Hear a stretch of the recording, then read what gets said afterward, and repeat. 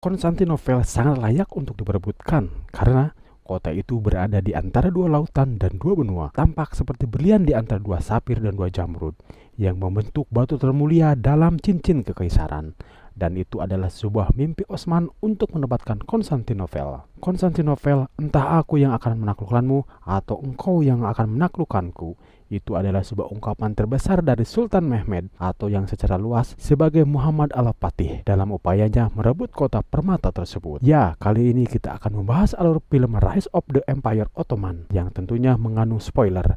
Dan untuk film lengkapnya silahkan Anda menuju layanan streaming langganan Anda Netflix. Sebelum kita lanjut silahkan subscribe channel ini dan like juga tekan tanda loncengnya agar channel ini tetap berdiri tegak.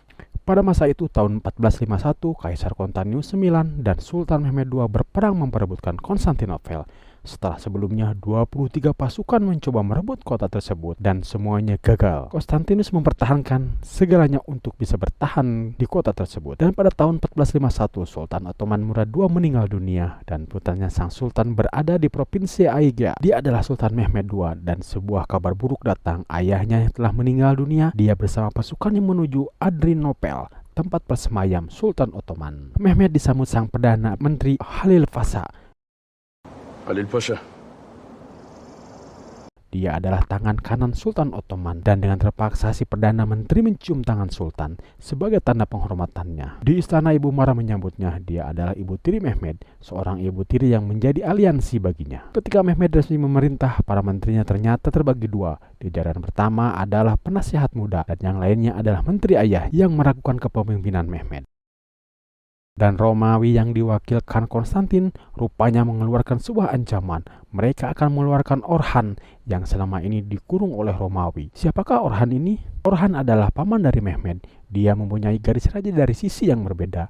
Dan dengan sedikit sogokan uang dari Romawi, mereka para Romawi dapat dengan mudah menguasai Orhan. Sebuah gebrakan pertama Mehmed disiapkan. Dia akan membuat suatu benteng yang tepat di depan muka Romawi. Dan Pasha menganggapnya itu adalah tantangan perang bagi Roma. Benteng tersebut bisa memotong jalur pasukan dan bantuan militer dari jalur Laut Hitam. Rupanya Konstantin merasa geram. Dia mengirimkan beberapa penasihatnya kepada Mehmed. Namun ternyata para penasihatnya pulang tanpa kepala. Para penasihatnya menyerukan perang, namun salah satu dari mereka mencegahnya. Dia lebih memilih berdamai dengan Mehmed, dan dia adalah Loukas Notaras, dan dia adalah tangan kanan Konstantin. Loukas adalah seorang Katolik Ortodok dan tentunya sangatlah tidak menyukai gereja Katolik Eropa. Namun Konstantin memberitahu bahwa mereka sedang menunggu bantuan dari Vatikan dan pasukan Genova sedang menuju ke Konstantinopel. Rupanya Notaras berteman baik dengan Pasha. Dia memberikan informasinya dan berharap Pasha meredam keinginan Mehmed untuk menduduki Konstantin. Namun semuanya sia-sia karena Sultan Mehmed sulit untuk dikendalikan dan ancaman mematikan pun datang dari kedua orang ini. I'll have a front row seat for your beheading. Rupanya pertemuan kedua orang tersebut telah sampai ke Mehmed. Dia merasa geram terhadap Pasha. Namun Mara ibu tirinya memberikan pencerahan agar Mehmed bersabar dan dia memanfaatkan keadaan ini. Ya, di tengah malam tangan kanan Mehmed memanggil Pasha untuk segera bertemu dengan sang Sultan Mehmed. Dengan segepok emas di tangannya, Pasha memberikan sebuah hadiah kepada Mehmed. Namun dia menolaknya. Mehmed bercerita tentang mimpinya. Dia bertemu dengan ayahnya dan semua para leluhurnya. Dia berjalan menuju Sofia dan meraih apel merah, yang dimana apel merah tersebut adalah Konstantinopel. Kemudian dia berucap, dalam mimpinya dia melihat Pasha di sampingnya sebagai guru yang berbakti dan pelayan yang sangat setia. Tentunya pernyataan itu membuat Pasha terlena dan ketakutannya pun hilang seketika. Rupanya Mehmed memerlukan sosok Pasha dalam tujuannya menduduki Konstantinopel. Selama 6 bulan saja Mehmed telah membuat pasukannya yang gagah berani. Dia mempunyai pasukan sebanyak 80.000 orang dan mulai membersihkan pos-pos kecil Romawi. Dan Orban, sang teknisi perang, menghadap Sultan sesuai permintaannya. Orban adalah seorang pencipta meriam handal. Dia memperlihatkan karya maestronya, sebuah meriam besar dengan panjang 8 meter. Meriam super ini berpeluru dengan diameter 2,5 meter. Dan dengan mudahnya akan membuat sebuah lubang di tembok Konstantin pastinya. Sebuah meriam dengan harga yang fantastis yaitu 10.000 dukat. Dan Mehmed akan membayar 4 kali lipat jika meriam tersebut terbukti bisa merobek tembok Konstantin. Namun meriam tersebut harus siap dalam waktu 3 bulan saja. My only condition is they must be ready and on the battlefield in 3 months. Sementara itu di Konstantinopel, pasukan bayaran dari Genova telah datang dan sang pemimpin pasukan Giovanni Giustiniani Longo disambut dengan meriah di dalam benteng, dan atas jasanya dia akan dihadiahkan sebuah pulau jika dia berhasil. Namun Kaisar masih mengharapkan bantuan dari Sripaus dan kerajaan Eropa lainnya. Giovanni malah kecewa. Dia meyakinkan Kaisar bahwa dia akan mempertahankan ibu kota hanya dengan pasukannya. And we have those big.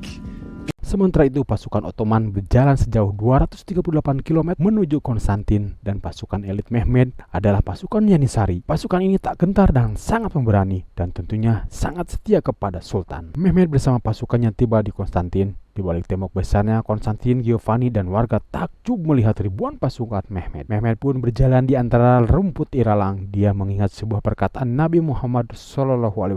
Sudah pasti bangsa Islam akan menduduki Konstantinopel, dan betapa hebatnya komandannya dan sehebat pasukannya yang dia pimpin. Rupanya hadis inilah yang membuat 23 pasukan mencoba merebut Konstantinopel. Dan ya, Sultan Mehmed sangat yakin akan keabsahan hadis tersebut. Di malam hari pasukan Giovanni bersiap. Dia menghampiri Therma, seorang putri dari Raja George. Rupanya sang putri takjub akan jumlah pasukan Mehmed. Namun Giovanni dengan angkuhnya meyakinkan dirinya bahwa semuanya tidak berarti baginya. Mehmed mengirimkan utusannya kepada Konstantin. Dengan adab Islam, Mehmed memberikan penawaran kepada Konstantin. Mehmed menawarkan penyerah secara sukarela, dan dia berjanji tidak akan melukai warga Konstantin dan tidak akan menjarah hartanya. Yang harus dilakukan Kaisar Konstantin adalah membuka pintu Konstantinopel dan memberikan tahtanya kepada Mehmed, dan tentunya mengakui Mehmed sebagai penguasa tunggal Romawi. Dan tentu saja Kaisar Konstantin menolak. Atas penolakan tersebut, Mehmed mempersiapkan meriam perangnya dan pertempuran dimulai. Mehmed menggempur benteng Konstantin siang dan malam. Dia berdiri tegak memandang tembok Konstantin. Dan masih teringat ketika masih kecil, sang sultan berdiri di sampingnya memandang tembok kokoh Konstantin. Dia berjanji jika suatu saat nanti dia akan merebut Konstantin. Konstantin menenangkan diri dan menterinya walaupun dia sangat tertekan dengan dentuman meriam yang menyerang bentengnya. Walaupun bentengnya sangat kokoh, benteng tersebut terdiri dari beberapa lapisan. Bagian luar sebuah benteng dengan menara menjulangnya. Kemudian ada lapisan area terbuka, di mana area ini adalah area tersulit karena bisa disebut sebagai medan pembunuhan.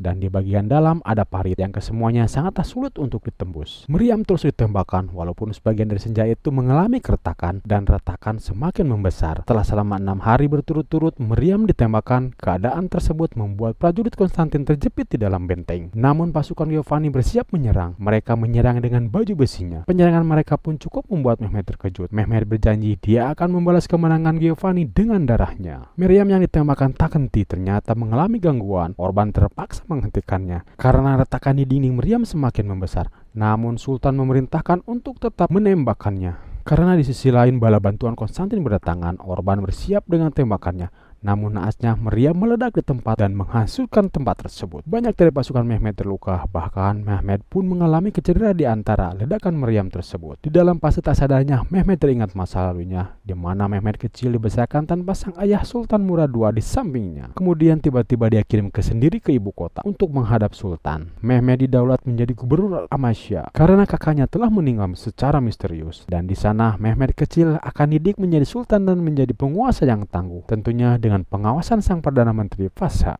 There is no longer time for childish pursuits. Di usia yang sangat belia 12 tahun, Mehmed sudah fasih 5 bahasa dan dia sangat mengidolakan Alexander Agung. Dan di masa pembelajarannya, dia kadang berdebat dengan Pasha. Tak heran kalau Mehmed menempatkan cambukan dari Pasha yang berdasar kepada pendidikannya menjadi seorang sultan dan pemimpin yang tangguh. Pada umur 12 tahun, Mehmed diangkat menjadi emir dan ayahnya Sultan Murad menuju pengasingan. Namun Pasha merasa tidak yakin dengan kepemimpinannya. Suatu hari, Pasha dan para menteri dipanggil Mehmed. Kemudian dia mengungkapkan akan mengambil alih Konstantinopel. Pasha menolak dengan cara halus. Dia beranggapan Romawi ada dalam kendali Ottoman dan tak harus menyerangnya. Pasha justru takut terjadi perang salib selanjutnya, di mana para negara lain di timur akan berdatangan dan mengambil keuntungan. Namun Mehmed kekeh dengan kehendaknya. Malahan dia mengancam Pasha jika tidak bersedia melakukan persiapan, Mehmed akan menurunkan Pasha dari jabatan Perdana Menterinya. Namun Pasha menyarankan Mehmed untuk berkonsultasi dahulu kepada Sultan, yaitu Sultan Murad II sebagai ayahnya, sebelum penyerangan dilakukan. I will crush all of them. Bisakah Mehmed menguasai Konstantinopel dengan waktu singkat? Dan apakah Halil Pasha sang Perdana Menteri berdiri tegak tetap di sampingnya? Keseruan apalagi yang disuguhkan dari kepemimpinan Sultan Mehmed muda ini? Intrik apalagi yang akan terjadi di episode selanjutnya? Simak terus biografi Sultan Mehmed atau yang dikenal dengan Sultan Al-Fatih ini. Silahkan subscribe untuk seri selanjutnya. Tekan tanda lonceng supaya kamu tidak ketinggalan seri selanjutnya. Terima kasih sudah menyimak. Sampai jumpa di seri selanjutnya. See ya.